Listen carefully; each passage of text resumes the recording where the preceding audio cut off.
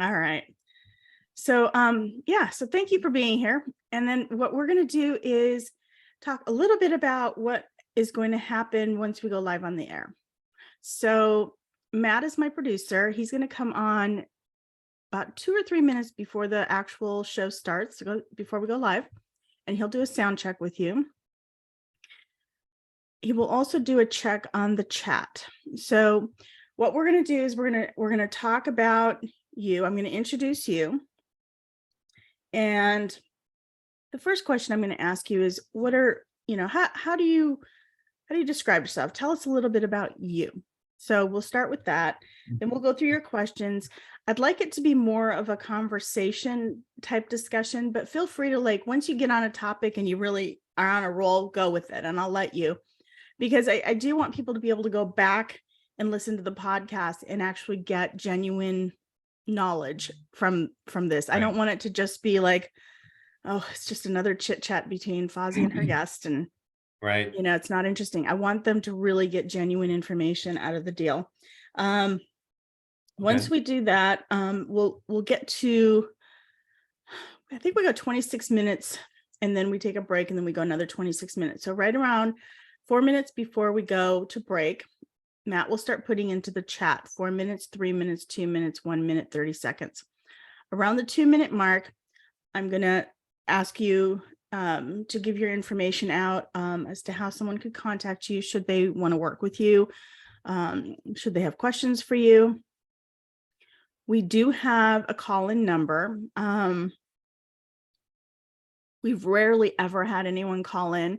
I think we've had somebody call in twice, and we ended up we did not let those shows go to podcast because the questions were way too familiar, and they were talking about somebody and actually giving out names. And to me, that's just dangerous. So, so chances are we won't get a call, but we'll talk as if, if somebody did have questions, we'll ask those questions. I'm going to listen as if I'm a listener, and I might ask you questions that I might think are relevant at that moment in time, but we'll try to stick to your questions that you have. So at the very end, like I said, I'll thank you for being on the show. You can give your contact information. Sometimes people have specials that they offer. You're welcome to do that if you want.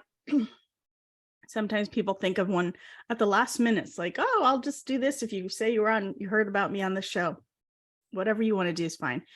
Then when we come back from the break, I'll reintroduce you and we'll go through the same thing again. I read your questions this morning, and so we'll start off with talking about your background, talk a little bit about your company, what motivated you to start your company, how you got into sales, the evolution of your career, and then we'll talk a little bit about sales management. And then I think right around the influencers, like tell me who influenced your career, right around there is where I think we'll end up having to make a decision as to whether we talk about that before or we talk about that after the show. And then the second half of the show, we'll talk about advice that you want to give for our listeners. What's the most important lesson maybe you've learned in your career, keys to being successful, your favorite sales books, trends in sales. And then your last question you wrote, what actually is fractional VP of sales? I'd like you to talk about that more towards the beginning, if you don't mind. I think it'll tie more into our conversation at the very beginning. Okay. Yeah, and certainly I appreciate the question format. That'll help me stay on track. And certainly as you hear things and you want me to restate it, or you have a follow-on question, that's helpful for me. I'm a better Q&A than I am a presenter per se, like most people are. So I like the conversational aspect of it. So yeah, cool. I think it goes by really well. Especially when I can see somebody, it gives the impression that we are the only two in this conversation. Right. And so people feel much more comfortable. They can talk. I actually like this better than being in the studio because in the studio, you see all the lights and you see the producers and you see all the different things happening around you. And you're like, wait a second, this is kind of intimidating. But when it's just on a Zoom call, we've been so conditioned to be on Zoom calls this past 2-3 years that it's like, oh, I'm just talking to one other person. It's like a phone call. It's not a big deal. Yeah. And it's Fozzie, correct? That's the Fozia. Yeah. Fozzie, I'm sorry. That's okay. Based on your audience and who they typically are and how detailed or simple or complex do you like to go in terms of the answers? I don't want to you can kind of get in the weeds, right? Sometimes it's better that people have a couple high level takeaways. Do you have a preference? I like that approach. I'd like to have, you want to give people just enough that they're like, okay, this is something that's worthy of learning more about. Right. Maybe give them 1 or 2 really good tips that they can practice that they're going to see a lot of results out of. One of the things I've noticed this past year is there's a lot more sales positions out there. Now, what's interesting is I think everyone's in sales, right? And I think you and I had this conversation before. Everyone is in sales. I'm in sales. You're in sales. We all have to sell something, whether it's our brand, whether it's for somebody else's brand. We're all selling something, but some of us are just better at it than others. And so I think, 1 or 2 good really tips would be helpful. I just hired a saleswoman and she's awesome. She tries really hard. But the style that she uses is very similar to her husband's style. I'm not really sure it works for her. Mm-hmm. So maybe we could talk a little bit about maybe, what different styles of sales there are and what would work better for different personality types, maybe. Interesting. Okay. Yeah. Because an aggressive or assertive style only works if the person has a very laid back kind of personality, in my opinion. You can't have an aggressive personality and an aggressive style. They don't work. Interesting. It pushes people away. But if you have like you're an assertive person, but you have such a mild personality that it's like, okay, I'm going to listen to him because he's assertive with his knowledge, but not with his personality. Yeah, it's a deep insight. It gets pretty complex. I am an introvert, interestingly enough, and I'm a little bit shy and things like that, but I am curious. For me, I've always felt that it's good to have a servant mindset. So you want to help people, whether it's you directionally, transactionally with a sale or above and beyond that. You want to connect them with people that can help them. So I think for me, it's always been successful to meet people where they are, help them no matter what, whether it benefits you or it's getting them on the path to someplace else. But being naturally curious. I think to your other comment, in certain specific situations, I've found it helpful to match the energy and the cadence of the persons across the table. If they're an East Coaster, they're really chomping at the bit, they want to move faster, then I try to be a little bit quicker with my answers and more pointed. Other people want to spend more time getting to know you. And so I try to be patient and meet them where they're at. And so that mirroring part of it, making it about them versus yourself, I think is important until you get on the equal footing of exactly what you're going to talk about. So yeah, I spent a lot of time, over years studying, just reading a lot of books on business psychology and communication, but also not just the sales domain, but personal effectiveness, team effectiveness, sort of organizational effectiveness has sort of helped me orientate myself around a particular situation or conversation. So anyway, those are just some tidbits there. So yeah, I wrote down a couple things. So we can maybe kind of, if you remember, that's fantastic. But in case you forgot, I might just say, hey, what about this? Right. Okay. That's great. Okay. Last question that I normally ask is, what advice would you give your 20-year-old self? So I want you to just think about that. And I'll ask that at the very end. Okay.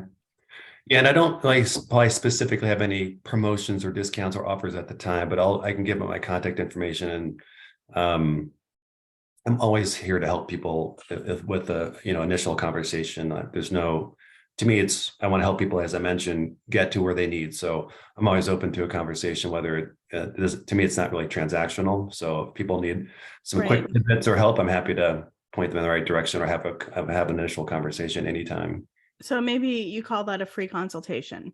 Okay. I call that a free consultation. When someone calls me and just has questions, I call it a free consultation because it really is a consultation, and you're just kind of trying to figure out if you're a good fit or if you have the information that I want or whatever it is. So, and I don't like to put a time limit on conversations like that because they can take 5 minutes or they can take 30.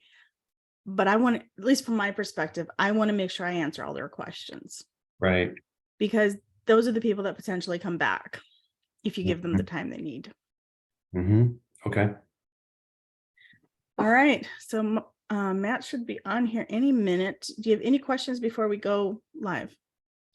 Anything you want me not to do, or just, be besides trying to be articulate and crisp? Like, do you ever have guests do things that you like, nah, don't go that way, or don't do that, or just any final reminders in general? No, just talk as much as you want. Tell me, pretend I don't know anything. Just talk to me about whatever it is that you are an expert in. And if you have to cough or sneeze or anything like that, make sure you hit the mute button just for the sound. Trying to think what else.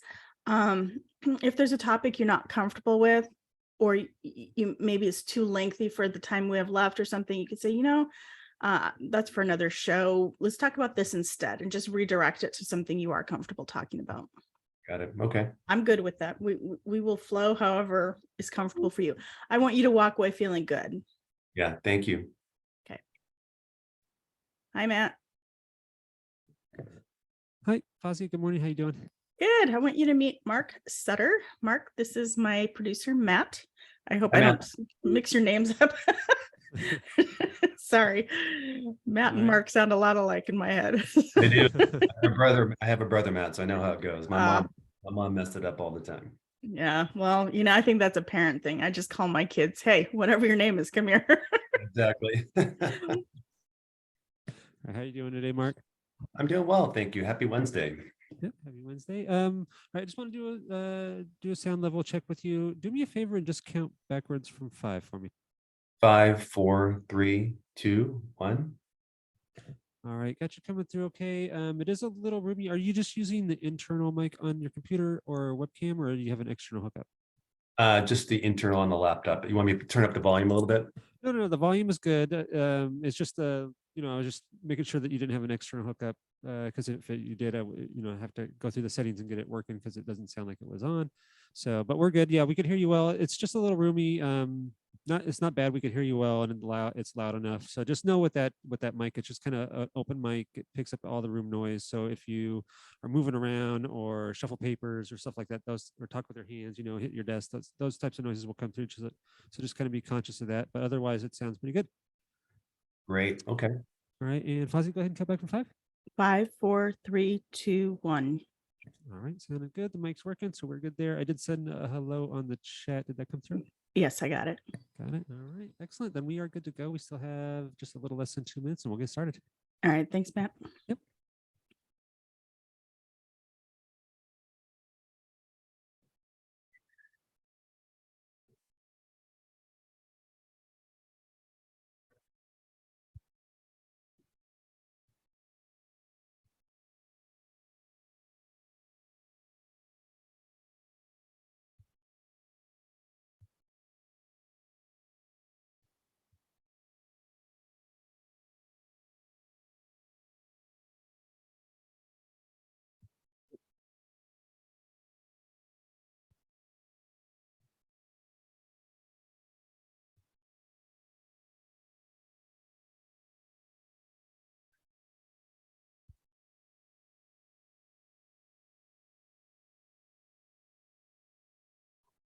Just the quiet before the storm. Yes, here we go. Yeah, it's a lovely day here, so I have a good view at least. So no storm in Arizona. Nice. Yeah, actually, it's really nice here too. Yeah, remind me, where you located again exactly? Virginia. That's right.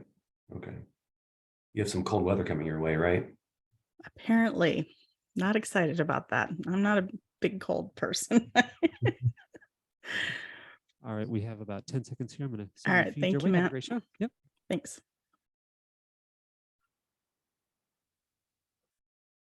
Network, its staff and management.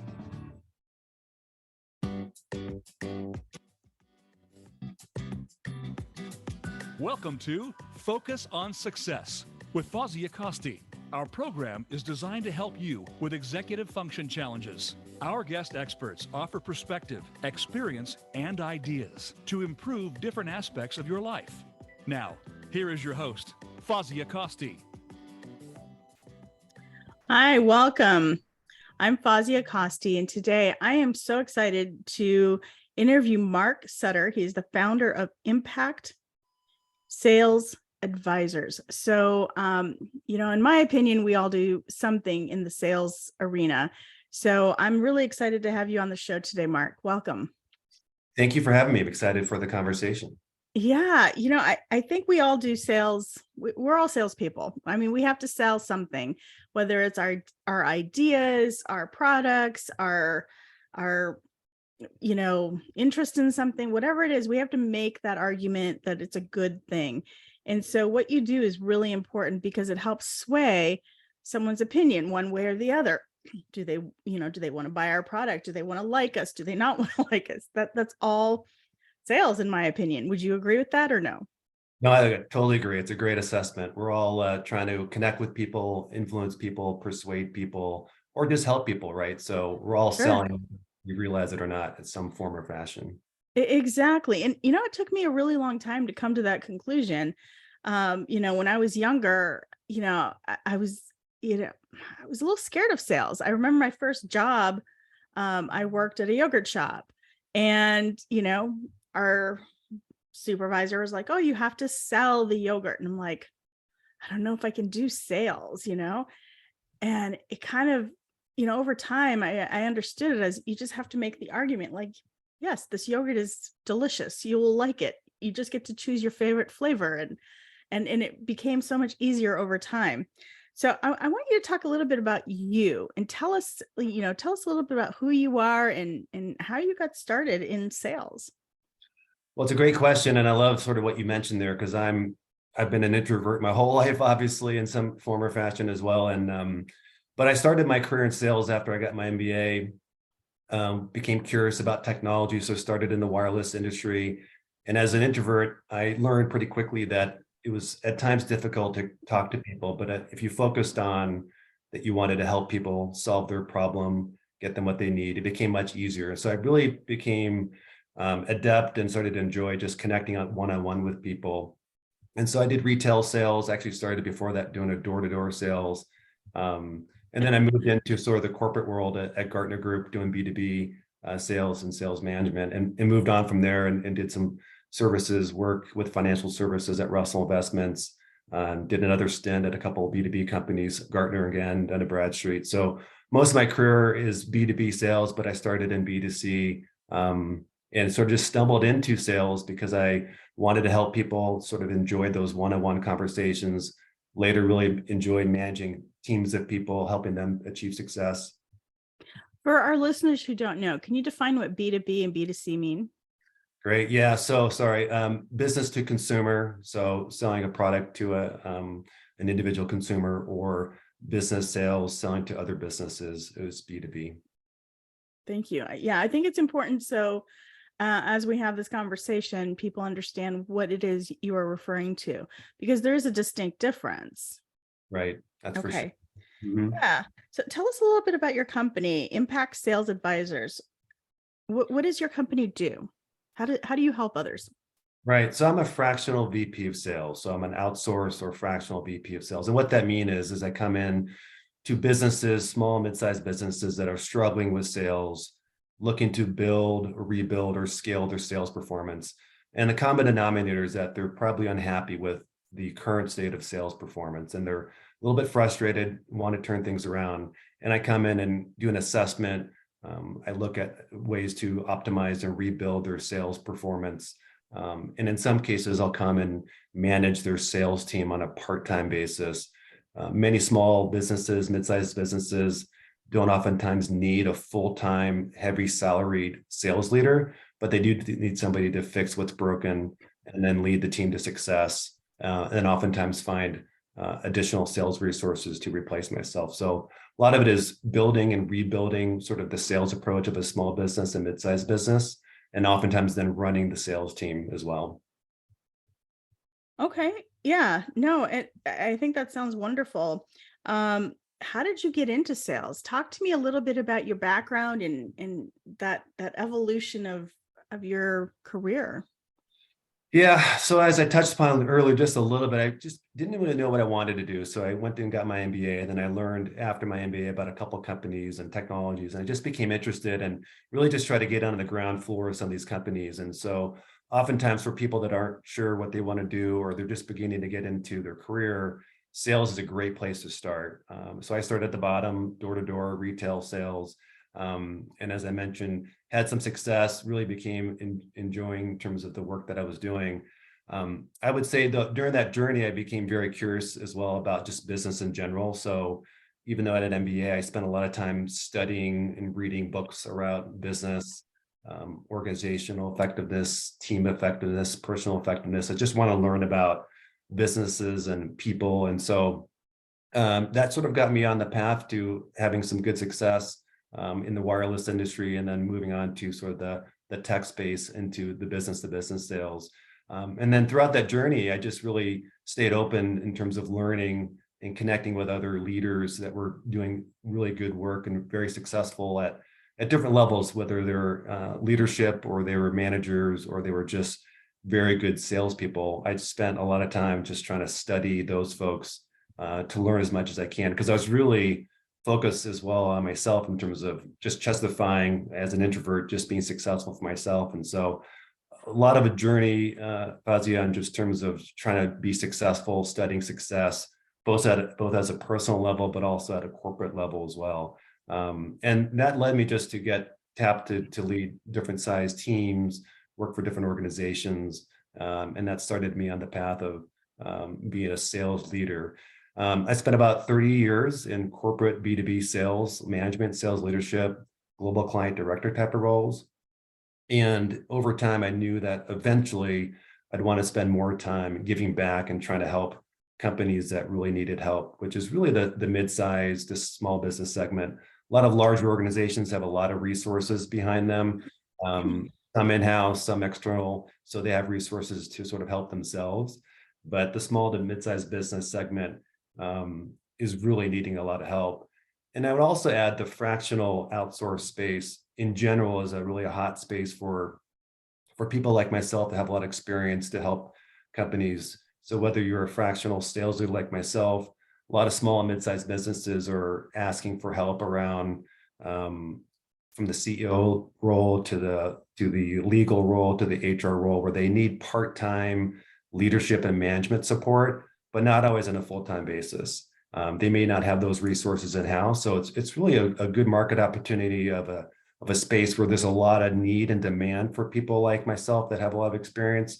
For companies that don't have that in-house, they've sort of hit a wall with their own expertise, and they need somebody to come in to take what I call like a healthcare practitioner approach, just to assess the current situation, leverage their experience to put them on a better path for growth. And so I just wanted to leverage the years of experience that I have to help other companies. And so that's why I started my company, Impact Sales Advisors. I named the company, ironically, Impact Sales Advisors, because my philosophy from a business standpoint was always to have an impact on the people, the company, and the processes, and leave things in a better place. And so outside of the number per se, I wanted to improve the way we did work. Yeah, no, I like the title of your business. It says exactly what you do. There's no guessing in that. So that's beautiful. What is the biggest lesson that you've learned in your sales career? Well, a lot. I think I've learned a lot. I think the combination of the studies that I did and the experience has sort of pointed to a couple of things. One is I've always tried to understand the current situation that I was involved with. So, what is the current state of where I'm at? And what does that look like? Do we have too many customers in one segment, not enough customers here, too much revenue from one customer, for example? And then I tried to match the strategy to the situation. And so based on the current state, and it's not like too much unlike a fitness or nutritional goal, right? You take some high level metrics of where you are and you set some goals of where you want to go. You sort of understand what your capabilities are. And then you match sort of the current and best strategies to get success. So I've really tried to take that, I call it a healthcare practitioner approach of matching the right strategy to the right situation. And then be careful not to over-engineer a bunch of things that don't always drive success. Just focus on the vital few things. And I really try to keep it simple and try to do the 1 or 2 or 3 things that really move the needle. I love that. Because sometimes people think about too many different things and they lose sight of what's most important. And so I like that, just staying focused on the most important things for your business. That's awesome. Why do good salespeople fail at sales management when they do? Everyone kind of wants to move up in the world. And so once a salesperson moves into management, why do they typically fail? Well, it's a great question, and it's a common symptom in a lot of companies where they promote their best salesperson into the leadership or management role. And one of the reasons why they fail is that there's really not a lot of sales management, sales leadership coaching and training. There's a lot of sales training at the account level. And a lot of universities, produce a lot of marketing people and computer science people, but there's not a lot of universities that promote and produce sales leaders. And so how do you learn? And so oftentimes account executives are promoted into a position where they're just not well supported. They haven't been coached before about how to lead a sales organization.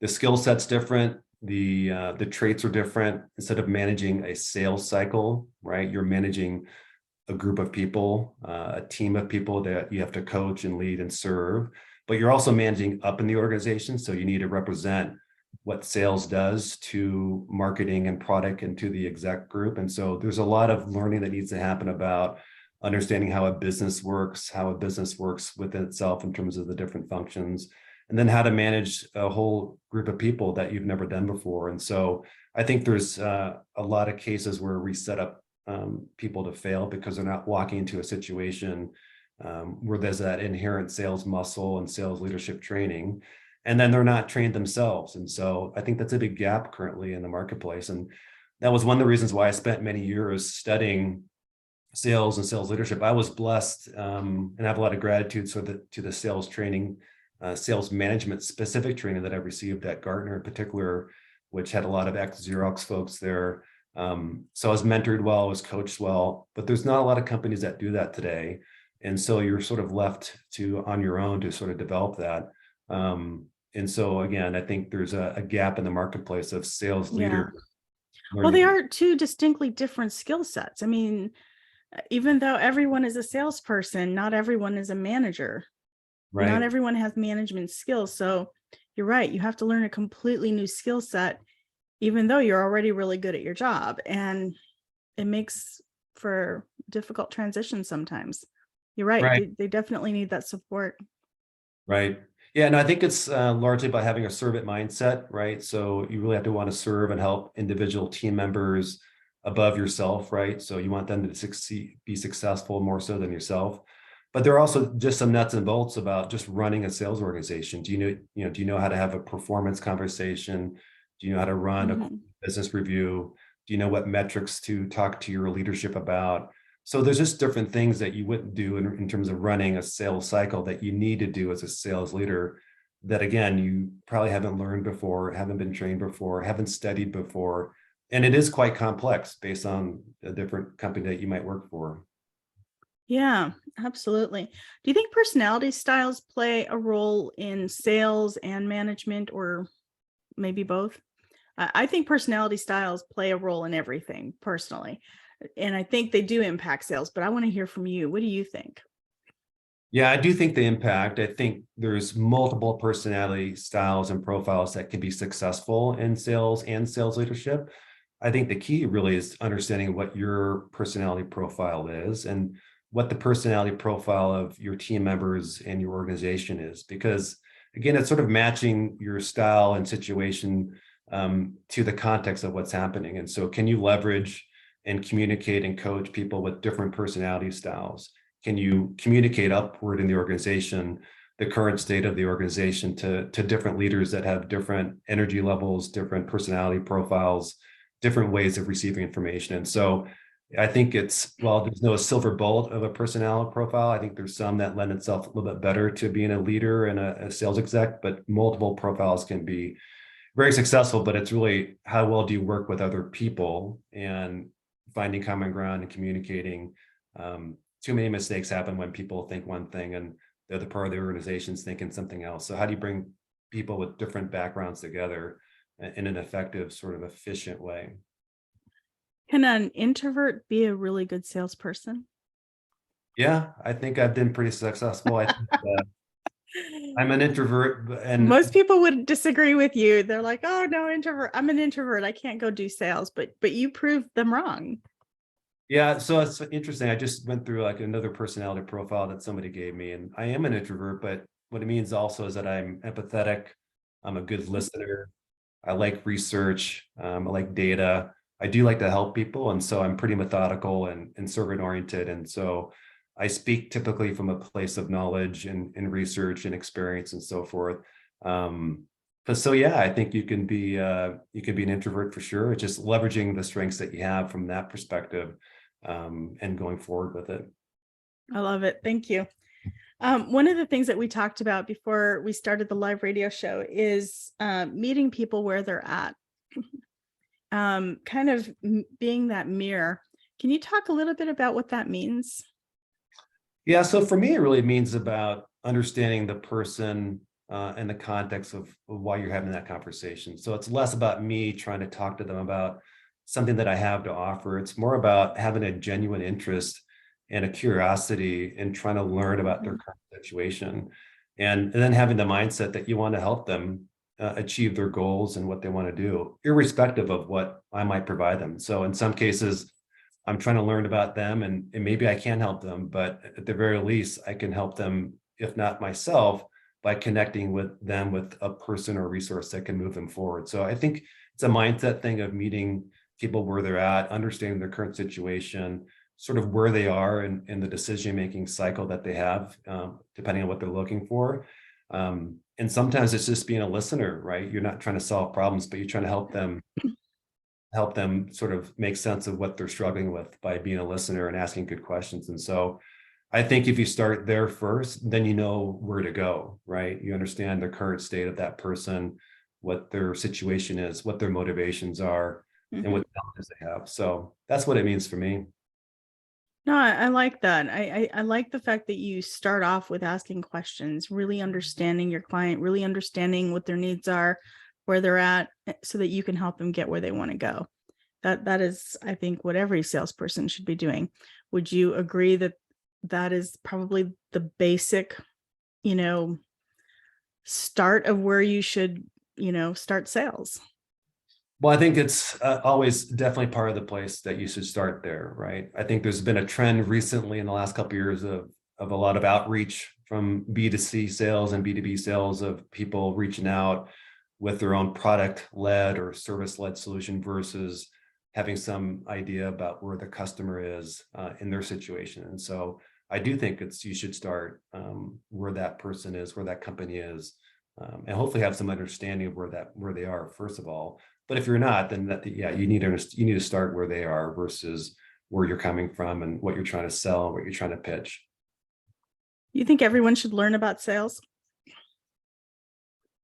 Well, I think it depends what you mean by sales, right? I mean, nowadays, sales is oftentimes less about selling as it is about helping buyers, right, achieve what they want to achieve, right? So buyers of all types, consumers and businesses, have a lot of information. They do most of their research online. They talk to other people. And so, it's almost like we want to call it buyer enablement versus sales enablement, right? It's sort of helping people. But I do think no matter what you do, having sort of the sales skills of understanding your customer and where they're at and being equipped over time about how to ask questions, how to challenge people with information at times where it makes sense, help them think differently about their world, things like that. Those are some unique sales skills that I think are always relevant. But in the end, it's a little bit of a mindset too. So I think for sure the sales skills and sales mindset can always be helpful, and no matter what job that you have, because even internally, as you work with companies in different departments, you need to sell ideas, right? You need to sell yourself. And so bringing companies together internally is a sales job itself. So we're all in sales at some level. Even in an interview, I think we're trying to sell ourselves. You definitely want my product, me, for example, as your new employee. So that is sales. Would you agree with that maybe? Yeah, I think 100%. We're always trying to connect and sell to other people for sure. What are some of your influencers in your career? Who are the most important people or books or whoever? Yeah. I mean, there's a lot. I spent, as I mentioned, a lot of time learning from some great people that are ex-Xerox at Gartner, and then I spent a lot of time reading a lot of books. And so I wrote a list down. I have a lot of lists, but there's just a lot of books. I think The Challenger Sale has been an influential book. I think a more recent book by Dr. Howard Dover, The Sales Innovation Paradox, is a great recent book on the current state of sales. I spent a lot of time reading books on effective communications with executives. Susan Scott's the author of Fierce Conversations, a very well-known book on having effective communications with executives. Yeah, a lot of the HBR, Harvard Business Review authors, Dr. Michael Watkins, he writes a lot about strategy. So those are some of the things I studied. And then from a sales leadership perspective, I worked for some great leaders at Gartner, as I mentioned, John Besteman, Peter Noble, and others. Tom Kinsman was an early mentor leader, ex-Xerox, that worked as a consultant at Gartner. So I learned a lot from a lot of people. And as some people say, there's no new ideas. You sort of just gather on ideas from other people. And so I think the combination of those people and others that I continue to meet, and then staying curious and continue to learn, has really influenced sort of my own thinking and my own approach, and sort of just added to that capability over time. Yeah, I like that you follow your curiosity. Something seems interesting to you, you reach out, you look for a book, you look for a new person to talk to, and you're really growing your own knowledge. You're really focusing on yourself. And personally, I think that's the best way to grow your business, is by improving your knowledge, your own base of knowledge. So I think you're doing a really good job with that. I think you're probably a great asset to anybody you work with. Sounds like you really have a lot of information behind your business. What advice would you give people watching or listening to us today? What advice would you give them if they're wanting to get into sales? What are your top tips for them? Yeah, if you want to start a career in sales or you're curious about it, I think one thing to do is just start talking to a lot of people. I think you want to network within your network, on LinkedIn in particular. Other people like talking to other folks. And so I think just getting some information about what's the right fit for you from a industry company perspective. And one way to learn about that is do a lot of informational interviews. And I, even as an introvert, when I was curious about my first career stop or making different career moves, I would reach out to a lot of people that were in this space that I was potentially interested in, and just said, I'd love to learn more about what you do, how you got there, what you think is important, and then get some feedback on where I was. And I learned a lot in that process about, yeah, maybe that's not a right fit based on the current trends and sort of what they're looking for, or, yeah, that is sort of interesting to me based on what they described. And it would confirm what I was interested in, and then I could move forward. And oftentimes I would get additional people to speak to you in those informational interviews. So I think one way to do that is, in particular, is to build your network. And while you do that, learn about what's out there and what's important to those people. And people will give you advice. And then I think you follow that advice and follow up in a good way and continue to be curious and learn. I think that's just a great place to start. Beyond that, I think you have to be a student of sales, and not just sales, but business in general, how business works, how strategy works, how leadership works. So I think studying and reading and just following thought leaders in the companies and in the domain expertise that you're driving for is important. And I know that there's different types of sales. Some people, and you can correct me if I'm wrong on this, but like I know some people like commission sales. Some people like, different types. What different types of sales jobs are out there that you are aware of? Well, that's a big topic. I mean, there's a lot of different types of sales based on the types of companies that are out there. And if it's, again, B2C, business to consumer versus business to business. And I think there's different sales roles, Fazia, based on, are you selling something that's a little bit more simple or a little bit more complex? Right. So some things are a little more transactional, and some people like transactional sales. They sell something, they move on. That could be in the B2C space in particular. And then there's things that are very complex that have multi-stages to them that are typically in the business world that are just interesting to people that like things that are a little bit more complex, that take longer. And so again, it's a little bit learning about what interests you have in terms of, do you like things to move faster versus slower? Do you like things that are intricate and complex in a business, or do you like the thrill of the hunt and a lot of different transactions? And so there really is something out there for anybody in sales, based on the type of businesses that are out there and what they're selling. Can anybody be a good salesperson? Not anybody.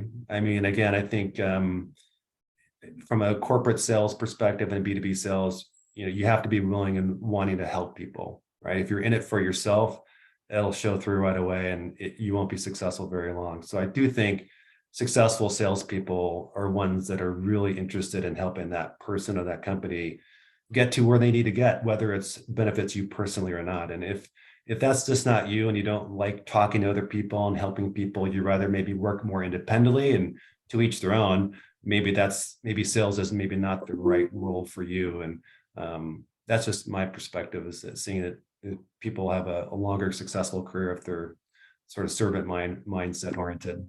Oh, I think you're absolutely right. I agree with you 100%. If somebody wanted to get in touch with you, how could they do that? Yeah, the best way to reach me is through LinkedIn, as well as just an email, which is also on LinkedIn. I'm always happy to connect with people and help them any way I can. Yeah. So your LinkedIn account is just under your name, Mark Sutter, Sutter. Yeah, it's Mark L Sutter. Impact. Okay. Sutter. Yep. So make sure the L is in there. Mark Yep. L Sutter, Sutter. So if you'd like to get in touch with him, he's a very generous man. So I think he'd be happy to answer a question or two. If you're looking to get in touch with me, you can go to my website, executivefunctioncoachaz.com. You can definitely reach out to me at the very bottom of the homepage.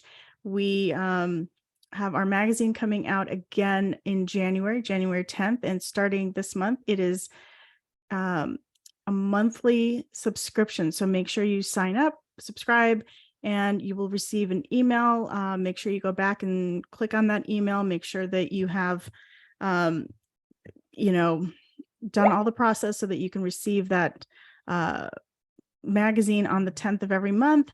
And you can also reach out to us if you're interested in being on the show, or if you'd like to be a writer for the magazine. If you're interested in sales, you can reach out to me as well for that, for the magazine, as well as for the radio show. And if you're interested in our coaching, we are offering our mind print assessments for $350. Typically is our price. And right now we have a sale for $300. So if you're interested in our mind print assessment, it is a fabulous offer. You'll get a 45-minute consultation with me, as well as ACT and SAT predictions. So if you are interested in any of that information, you can go to the website. Once again, that is executivefunctioncoachaz.com. You can also reach out to me at 480-648-1122. We'll be back after these messages talking to Mark Sutter. Okay, perfect. Good segment. All clear. Thank you. Sorry, somebody's ringing my doorbell, even though I have a sign that says, "Do not ring the doorbell." Funny how that happens, right? I'm sorry. Yeah, it's so distracting because, my office is right at the front of the house. So Why are you ringing the doorbell? Yeah. So I hope this has been pleasant for you so far. Yes, thank you so much. This is great. Happy to help out. Good. No, I'm thrilled that you're here. No, when you and I first met, I thought, lots of people would love to learn more about sales. And I would love to share that with them, but I didn't know anything about sales. So the fact that you're willing to share that is fabulous. So thank you. Mhm. When we come back, we'll talk about the keys to being successful in a career of sales. You've already talked about your favorite sales books. We'll talk about trends in sales. You've already talked about what fractional VP of sales means. So we'll need a little bit more to talk about to finish 30 minutes. You can touch on sales metrics if you want at a high level. Metrics, okay. At a high level. If you want. I'm not sure, but that was one maybe we haven't talked about. Yeah, we can do that. And what else? I'm trying to think if there's anything else on the list of questions that you sent me. The topic we're talking about today is accelerating sales with the right metrics, but we can talk a little bit about the state of sales in small and mid-sized businesses. Yeah, okay. We can talk. Yeah, maybe that sort of ties in with trends and metrics both. Okay.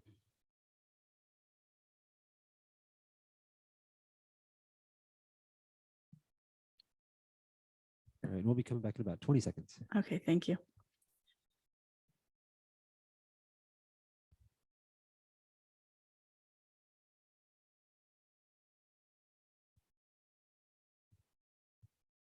It's your world. Motivate, change, succeed. VoiceAmericaEmpowerment.com. Your last name is Sutter, S-U-T-T-E-R. Sorry. Right. Okay. You are listening to Focus on Success. To reach Fawzia Costi or her guest on the live show, please call 1-888-346-9141. That's 1-888-346-9141. You may also send an email to Fawzia at executivefunctioncoachaz.com. Now, back to Focus on Success. Welcome back. I'm Fawzia Costi, and today we're talking to Mark Sutter, founder of Impact Sales Advisors. Welcome back to the show, Mark. Thank you so much. It's great to be here. I'm really glad you're here. I think what you do is fascinating. It's something I've never done, professionally, but like we talked earlier, everyone has experience in sales. We all have an interview. We all have something that we do in sales. So I think it's great that you are willing to come and talk a little bit about how people can maybe improve their sales pitch. So this is wonderful. Thank you.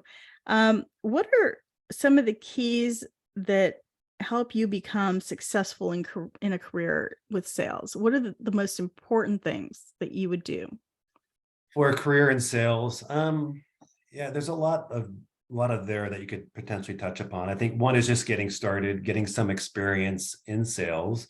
And it really doesn't matter what it is, but it could be door to door, it could be retail sales, it could be more of a traditional small business, getting some experience. And I think you want to document your success, whether it's a win with a customer, some praise that you received internally. I think you want to gain experience and learn some capability. And then I do think it's good to continue the learning part of it, as I mentioned, taking some sales training courses. And there's a lot of sales training resources out there, books and companies that do some basic sales training. I think if you combine sort of the experience with some of the research and some of the techniques that you develop over time, you just become more effective.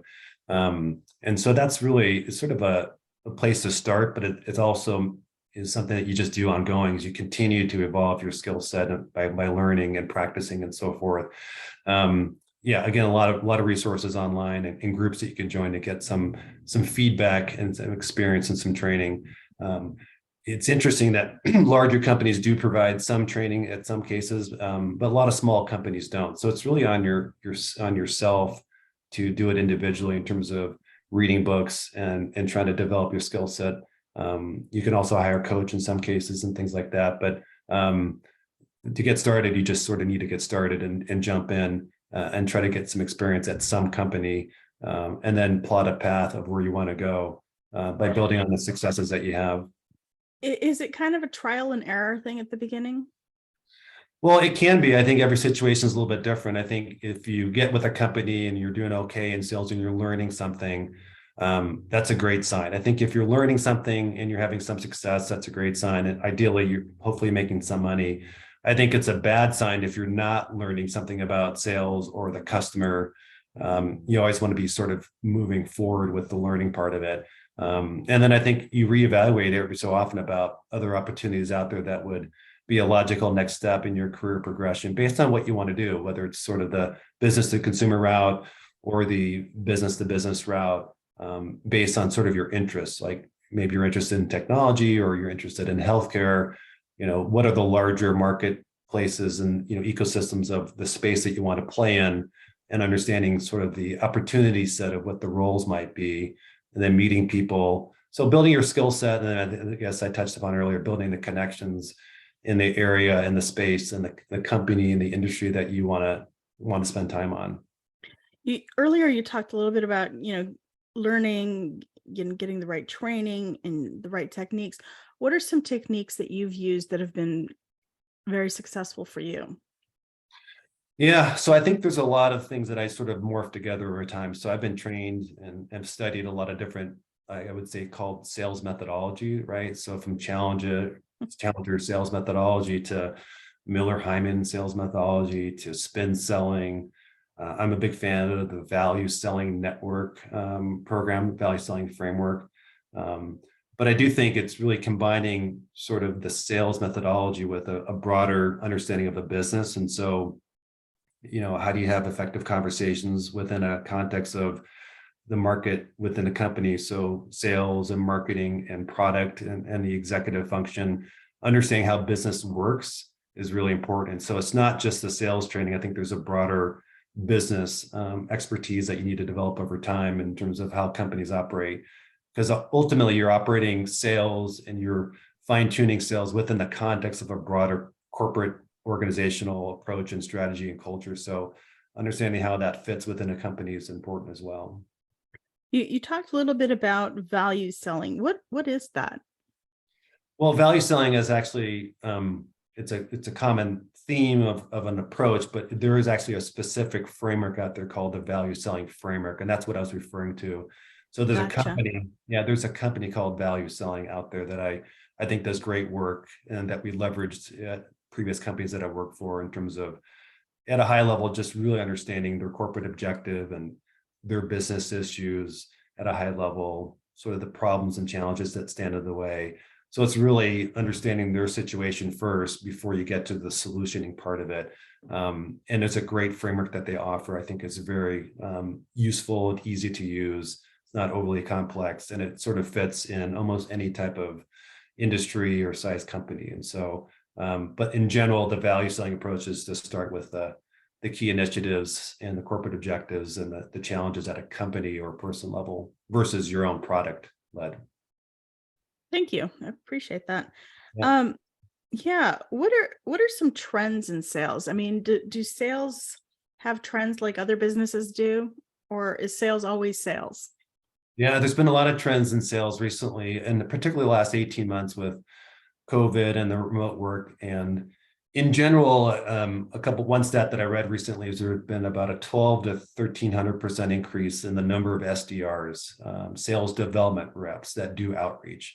So what that means is that your email inbox and my LinkedIn inbox, or both of ours, are getting bombarded with offers and messages to own a franchise or own your own business or buy this product, and they're often missing the mark. And so one trend is based on that tremendous scaling and automation of outreach is buyers are a little bit annoyed and consumers are a little bit annoyed. There's a lot of noise and busyness out there in terms of Right.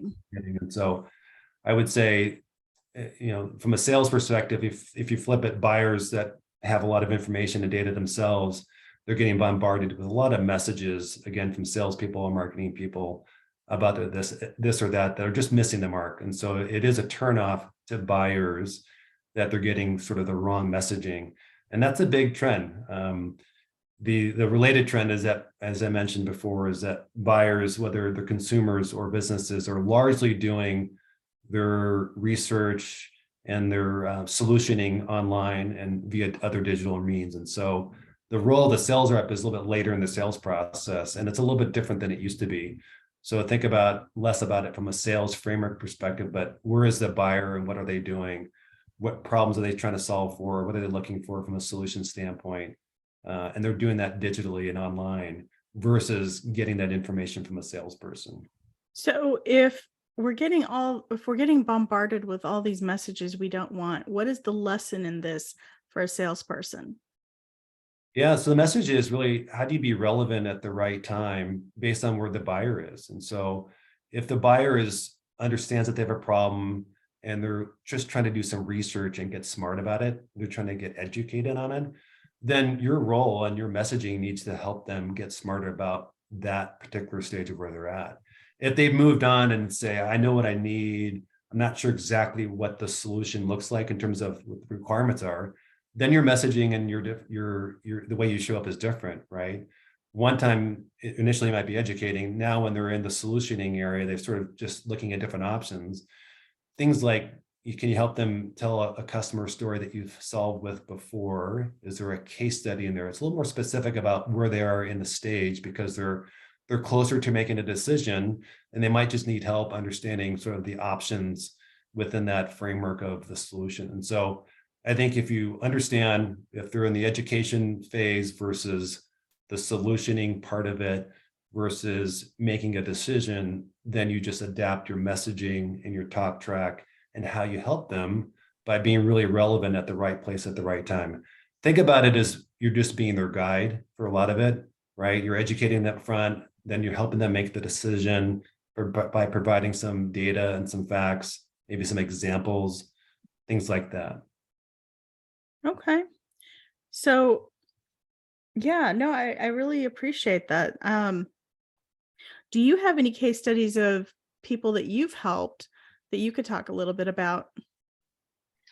Well, I think there's a couple of different situations where I've helped people. I think I just go back maybe to one experience I had when I was at a financial services company where I helped our organization just reorientate our sales go-to-market model. We did some analysis in terms of wanting to grow sales more rapidly.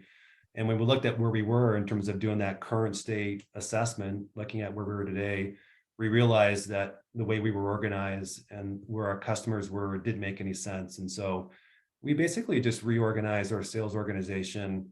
And I collaborated with people in our organization to put our salespeople closer to the customer, redesign territories that made sense based from a geographic perspective, realign roles, responsibilities from a sales to service to product perspective.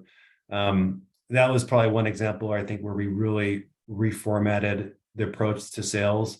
And the result was that we had 5 record years in a row, year after year, simply just by taking a step back and reorganizing sort of our go-to-market approach. And of course, we did make some changes to sales resources. We divided territories a little bit different. We hired for a different profile. And so I think they kind of go hand in hand in terms of understanding the current situation and then making some changes based on where you are and then where you want to go. But that was a very noteworthy one for me, just because we had so much success for 5 consecutive years based on the changes that we made. That's awesome. Yeah, no, that's really awesome. And it sounds like the changes, weren't really that dramatic, but they had a huge impact. Yeah, it was a lot of work, but yeah, they're big rocks to move. Took some time to do so. But in hindsight, yeah, they were sort of, sometimes you get too close so you don't see it, but we took a step back and looked at data and looked at where we wanted to go. And we're pretty data intensive about making smart decisions about where we were and where we wanted to go.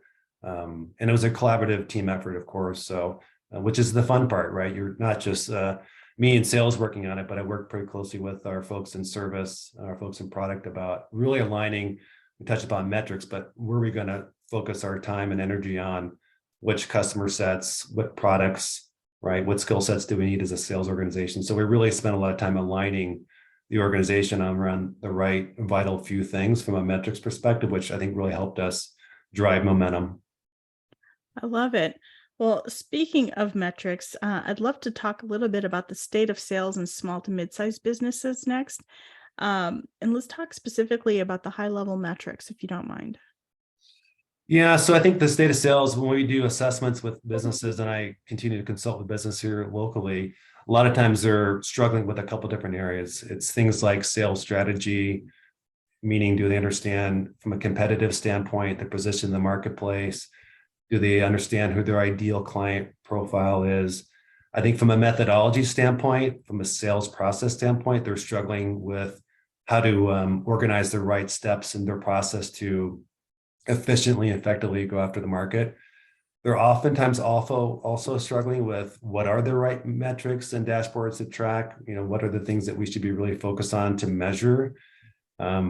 There's certainly some struggles with small businesses around sales structure, roles, responsibility, particularly for companies that are maybe trying to grow. They've had 1 or 2 salespeople, they're adding more salespeople. And then you layer on, Fazia, the sort of the lack of sales management capability. And so they're sort of stuck. They're not sure what their current situation is. They're not sure what best practices are in those 4 or 5 areas that I mentioned. And then they're a little bit unclear how to move forward. So that's sort of the work that I do, is help them understand their current state and sort of what is best practice at a high level based on their situation in terms of what metrics to focus on. And maybe I'll phrase it this way in like 4 questions. Do you understand what is the selling effort that you need to go after your target market? How many customers do you need to get? How many sales calls is that? How many hours is that? Do you understand, for question number 2, what the sales capability is? Like, what skills do your people need to be effective and efficient? And then the other 2 questions really revolve around what customer focus do you have? Some businesses are focused really on just new customers, and that's a different skill set than, say, we're really focused, we want to grow revenue on current customers, which is a whole different skill set with different metrics that you focus on. And then the final and 4th category I would say to solve for is, what's our product focus or service focus? What are we selling on? I think if you can align those 4 things, again, what's the selling effort that we need? What's the sales skills that we need? What's the product and customer focus? You're on your way to success, because those 4 things are really hard to align, but they do align well if you collaborate within your organization from a sales and marketing and product perspective and get on the same page. And then the magic after that, Fazia, is really just aligning the right sort of sales activities and metrics on that. So in that example I mentioned, if you're focused, for example, on, let's say, current customers versus new customers, then perhaps you have some metrics and activities that are around doing some account management profiles and account plans, right? Because you want to dive deeper within the account. So you want to be smarter about what that customer looks like. Versus the alternative is that you're focused on net new customers and you're hunting out there for new business. The activity and the metrics might be more about percent of customers called, and you might have a call script or a call plan for somebody that's really doing the hunting. So again, different metrics, different processes based on the different goals that you have based on your business. And so that framework, that alignment of what you're focused on and how you're doing it is really sort of what I call like a sales operating system that is somewhat unique to each company based on their environment and the marketplace at the end that they're in, and their own capabilities and who they have in their organization. And solving for that is really difficult if you haven't done it before. And some companies, like I just had some serious plumbing done in my house, and I was just thinking, as you're talking, I was thinking, okay, a plumber, for example, they would want new customers, and yet they also want to maintain their previous customers. So they would have to address their sales from both perspectives, right? Keeping old customers and bringing in new customers. In order to grow, they would need both of those things, right? 100%. So it's a great common example of what is the selling effort for that plumbing company to go after new customers versus existing customers, and what's the focus? What's the capability that they need to do that, and who's also doing what? So is there one person that's going after new business, or is there sort of a hybrid where that sales resource internally in the companies may be doing both? And how do you do that? And sort of solving for that is sort of the magic that we try to focus on within that customer is trying to vet that out from a sales activity sort of sales objective standpoint. But doing both is possible. It's just sort of understanding the math behind the effort, sort of the skills that you need, and then aligning the right activities that you do on a day-to-day basis. I think the one lesson learned, Fazia, just to touch upon that, is that you can only control what you do on a day-to-day basis, right? So it's really focused on what are the vital few things in those two objectives, new customers and existing customers, that really move the needle. And then who in your organization is doing that?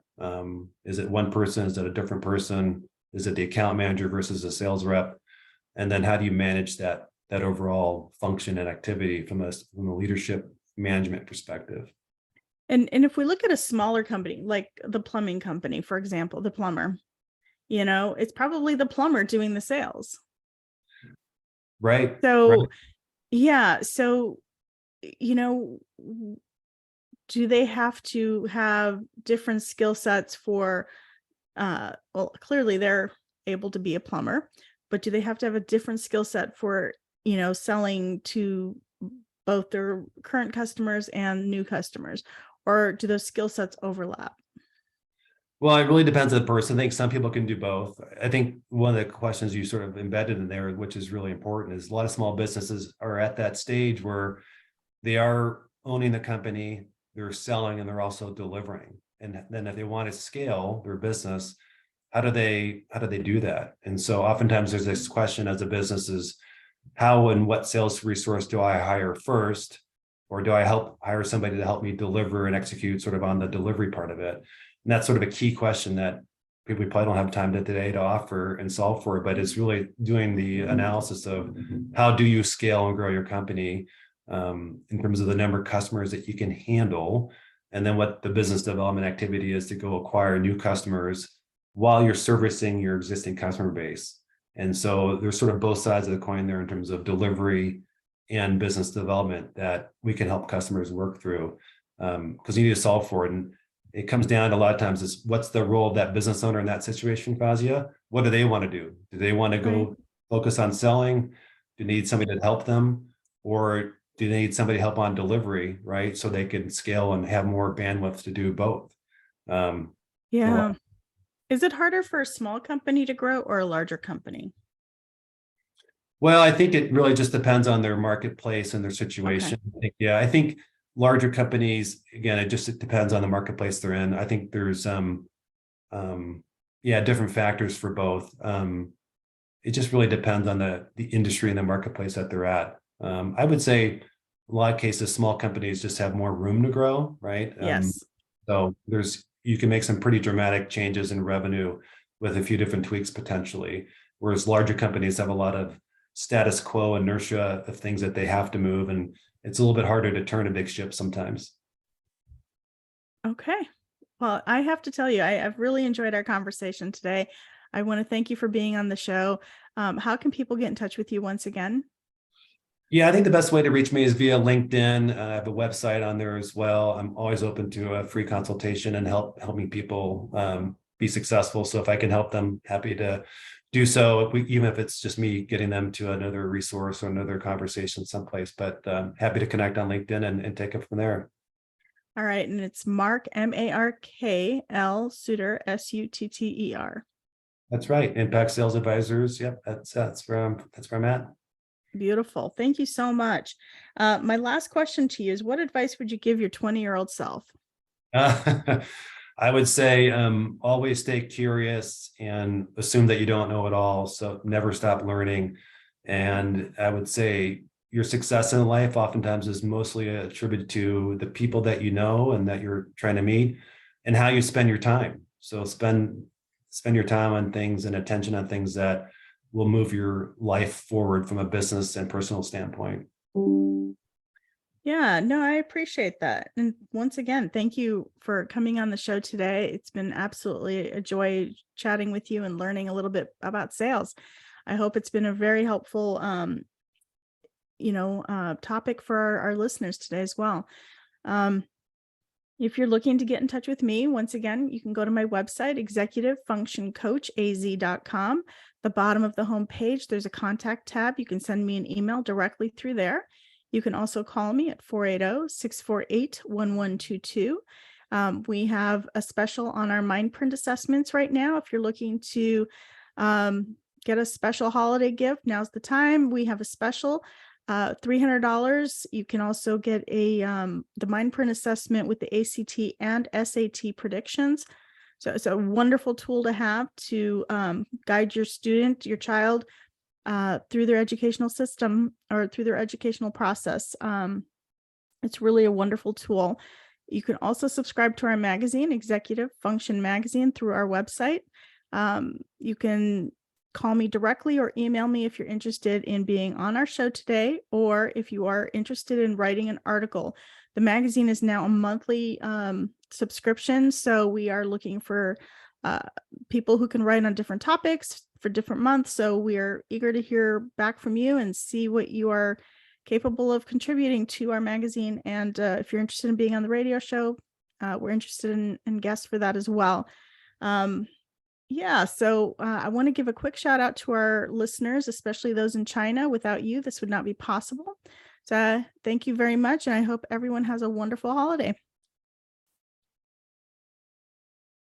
All right, perfect. Great job. We're all clear. Thanks, Matt.